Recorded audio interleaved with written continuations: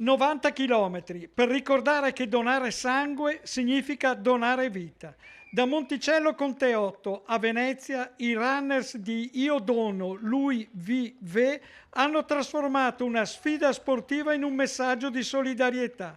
Ogni passo è stato un invito alla donazione e un omaggio a Mauro, portato nel cuore nel percorso. Un esempio di impegno, comunità e generosità che merita un applauso, come hanno sottolineato alla partenza la sindaca Gilberta Pezzin e Cristina Zanini, consigliera di opposizione e sorella di Mauro.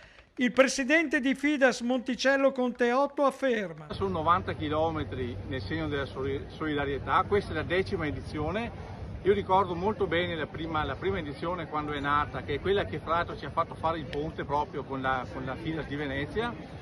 Partiti da Cavazzale e arrivati a Spinea, sono stati 60 chilometri che mai avrei pensato essere qua 10 anni dopo, ed è sempre stata portata avanti con grandissimo entusiasmo. Mentre il presidente Fidas di Venezia, Vito Capotorto, sottolinea il supporto logistico e di questo siamo molto contenti nonostante tutte le difficoltà. Così come il vice sindaco di Spinea, Emanuele Di Tadi, spiega che la politica del dono, che è quella appunto con un gesto semplice, simbolico ma forte, di sensibilizzare ovviamente tutti quanti. Infine la consigliera regionale Laura Besio rilancia che Venezia sottoscrive questo bellissimo messaggio di solidarietà e generosità che è partito da Vicenza ieri sera attraverso le gambe e la volontà dei tanti volontari Fidas.